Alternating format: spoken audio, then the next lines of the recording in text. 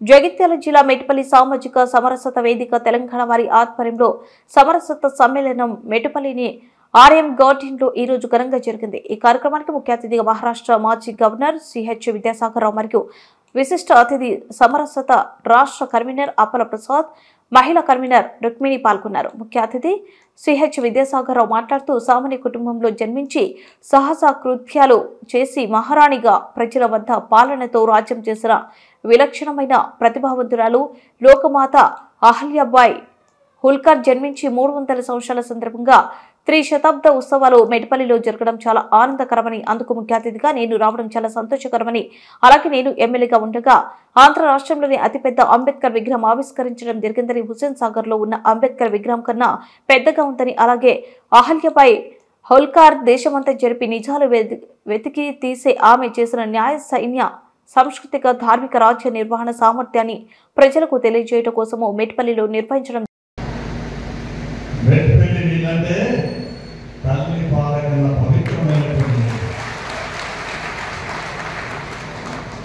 అందుకోసం బహుశా ఇక్కడ మీరు నన్ను ఎన్నిక చేస్తే నేను ఎమ్మెల్యేగా ఒక 30 సంవత్సరాలు అనుకుంటాను, ఎంపీగా, తర్వాత గవర్నర్గా, దేశంలో కాకుండా ప్రపంచవ్యాప్తంగా పేరు వచ్చే విధంగా, మీ అందరికీ గౌరవం వచ్చే విధంగా, నన్ను గెలిపించిన, నన్ను ఆదరించిన మెట్పల్లి ప్రజలకు ఇసువంతా కూడా అయ్యో మేము ఎందుకు విద్యాసాగర్ గారిని గెలిపించినాము అనేటువంటి ఆలోచన మీ మనసులో రాకుండా నేను చాలా జాగ్రత్త పడతాను।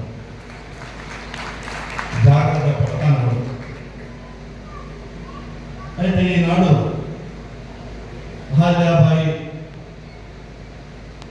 దానికి సంబంధించినటువంటి సమతా సమావేశాన్ని మనం జరుపుకుంటాం।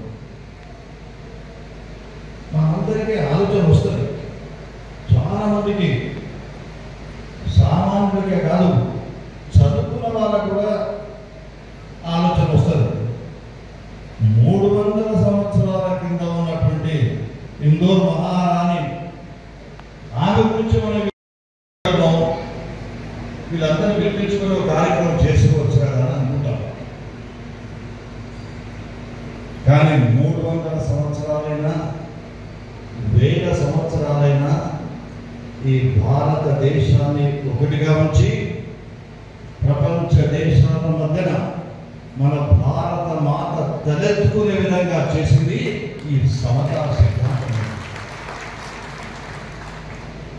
ఈ సమతా సిద్ధాంతాన్ని సశాస్త్రీయంగా బోధించినటువంటి ఎంతో మంది ఋషులు, పెద్దలు చాలా మంది భారతదేశంలో జనించినారు కాబట్టి ఈనాడు ప్రపంచం మనం గుర్తించింది। నరేంద్ర మోడీ గారు ఇంకెవరో ఒక దేశానికి పోతే నరేంద్ర మోడీ గారిని మాత్రమే చూడరు, నరేంద్ర మోడీ గారి వెనుక ఉన్నటువంటి సుదీర్ఘమైనటువంటి చరిత్ర, సంస్కృతి, పరంపర ఇవన్నీ కూడా వస్తారు। దానికి కారణం ఈ సమతా సిద్ధాంతం। అంబేద్కర్ రాజ్యాంగం మనకు ఉన్నది। ఇప్పుడు విగ్రహాన్ని దర్శించుకొని ఆయన అన్న మాటలు చాలా మందికి అర్థం కావడం లేదు। ఆయన సమతా సిద్ధాంతాన్ని చాలా సంపూర్ణంగా మనం చూసాం। ప్రపంచవ్యాప్తంగా నేను గవర్నర్ ఉన్నప్పుడు అంబేద్కర్ విగ్రహాన్ని అక్కడ ఉన్నటువంటి ముఖ్యమంత్రి, మిగతా మంత్రులందరూ ఒక స్పెషల్ ఫ్లైట్ అరేంజ్ చేసి జపాన్లో ఉన్న ఒక విశ్వవిద్యాలయానికి ఆ విగ్రహాన్ని పంపించడం జరిగింది।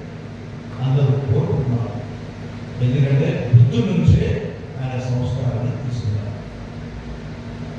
అంబేద్కర్ గారు మనకి ఇచ్చినటువంటి రాజ్యాంగంలో అంబేద్కర్ గారు చాలా గొప్పగా చెప్పుకోలే, ఆయననే మనకు హెచ్చరిక చేసిన మీకు ఇచ్చినటువంటి రాజ్యాంగం